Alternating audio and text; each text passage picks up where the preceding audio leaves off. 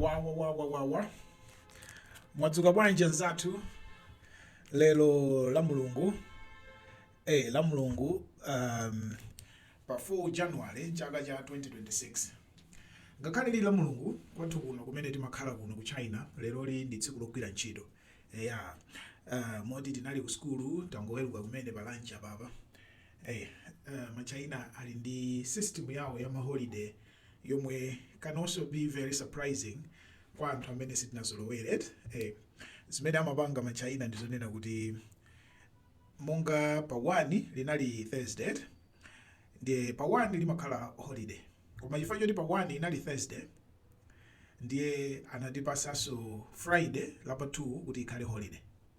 Okay, ndiye tinakhala ngati takhala ndi holiday Thursday, Friday ndi Saturday lopuma ndikale. Komano holiday ya Friday jasinali holiday yayi chifukwa lero li Sunday ndiye tibwera kuzagwira ntchito. Ndi malo moti tipume Saturday ndi Sunday tapuma Thursday, Friday ndi Saturday. Ndiye Sunday tamba kugwira ntchito schedule ya Friday. Moti lero li tinali kuntchito kugwira ntchito schedule ya Friday. Ndiye kuti tipangano continue from lero li mpaka next Friday. Ikhala ngati 6-day working week. Anyway, that's China. Good morning guys. Zochitika ndi zambiri. News ndi zambiri za international komano video iyi ndofuna ndikambeza ku Malawi. I love my country. I love mbendera iyi. Ambiri mwandifusa kuti kodi amwene ndifanyani ifeyo ku Malawi chaka ndi chaka miseu yathu imangoduka. Every rainy season miseu yathu kuduka, ma bridge kumangogwa. What's happening? Tinene kuti zinthu zathu ndizosalimba. What's happening? Ndinayeserapo kuyankha pa live kunena kuti pali ma factors ambirimbiri amene akupangitsa kuti miseu yathu iziduka, ma bridge athu azigwa. Pali zinthu zambirimbiri zimene zikupangitsa, si chinthu chimodzi yayi. Okay, zinthu zina ndi zazing'ono zina ndi zazikulu komano si chinthu chimodzi. Ndikudziwa ena afuna ndinene kuti yayi ma politicians iwa basa kapena ma engineer athu yayi ena mpaka akuti education system yathu all of you zonsezo zitha kukhala ndi kachilungamo kang'ono kapang'ono komano chachikulu chimene chilipo vuto lalikulu limene lilipo ndilonena kuti ifeyo ngati dziko ngati anthu sitimadziwa what is called sustainable development kapena sustainable infrastructure development. Anzathu akamamanga zinthu zosiyana nyumba, miseu, ma bridge zonsezi akamamanga zinthu zija zimakhala ndi lifespan kuti zinthu izi zamangidwazi china chilichonse chitati chisachitike kungozisiya mmene zililimu zikhala zaka mwakuti 20 years 15 years 30 years zimakhala ndi lifespan. Now ngati tikufuna kuti zinthu zathuzi zikhale nthawi yayitali timayenera tidzipanga maintain. Mene umapangira maintain galimoto yako, mene umapangira maintain njinga yako, you also need to maintain your roads, your bridges, your buildings. Okay, tiyeni tidzipange maintain, tidzilimbikitse, tidzipange reinforce zinthu zija, zinthu zimene ifeyo sitimadziwa sititha kupanga. Ifeyo tikamanga nsewu, contractor akapanga handover tikakautsegulira contractor amene yoyo sitizamuonanso pa nsewu pamenepa. Ifeyo so timakhala ngati kuti basi tathana nazo basi nsewu ija tinamanga udzakhala choncho mpaka kalekale. Ndakhala ndikukamba za M1 road kambirimbiri. Ine ndimachokera ku Lower States. Ndakhala ndikukamba za nsewu wopita ku Lower Shire Highlands mapiri muja. Ndakhala ndikukamba za Kamuzu Bridge enanso mwina ku Malawi simukudziwa kuti kuli Kamuzu Bridge kuchikwawo.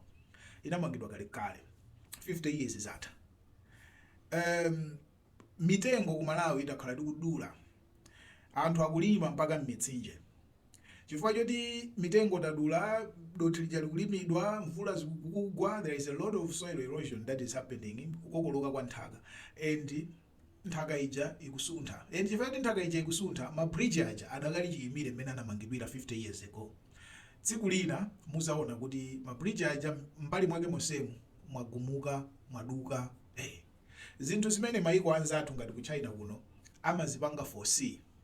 And chifukwa choti amazipanga 4C amadziona masomphenya kudziona osatiso kuzera mwa prophet ya komano amadziwa kuti ababa this can happen ndi amapanga reinforce ma infrastructure awo aja amapangidwa reinforce kutanthauza kuti kulimbikitsa kuwalimbitsanso ndiye zimenezi zimatha kukhala kuzala mitengo akuluakulu pano pamene zikuonekeramo zikapitirira kutere phiri lonseli la sochi lizagumuka.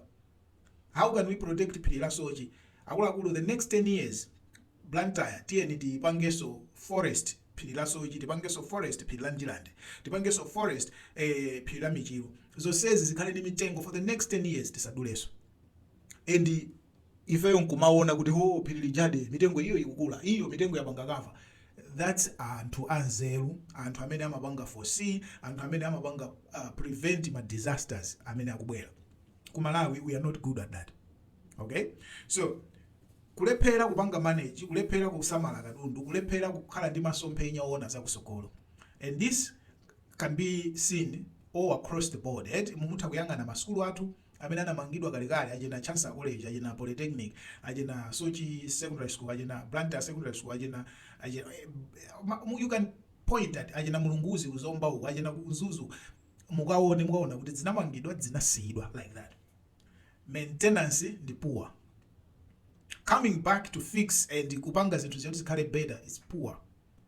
You can go to look at all my buildings ali ku city center aja mali ajena kang'ombe ajena go and check those buildings.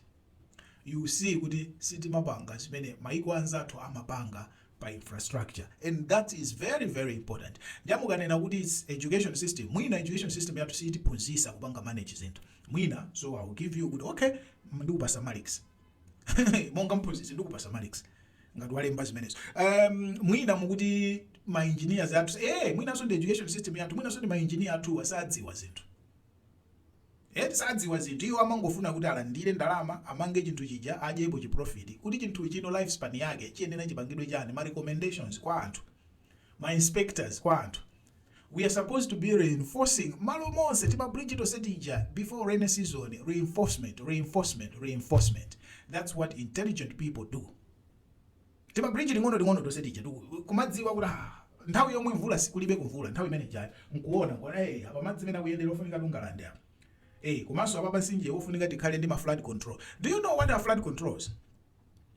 Mwaona madzi kunkhota amene akuyendera, there is no flood controls. Flood controls tiyenera kukumba ngalande zonena kuti madzi atati asefukira madzi aja athamangire ngalande zimenezi. We are supposed to build ngalande zimenezi mulilongwe, Blantyre, Muzomba, Nzuzu, kukhala ndi planning kuona kuti okay madzi apa pasinje watata zasefukira tikhale ndi ngalande izi. These are for flood control. Zonsezi ndizikufunika atsogoleri odziwa zinthu. Ndi pamene ndikumaliza ndi vuto lalikulu ndi utsogoleri.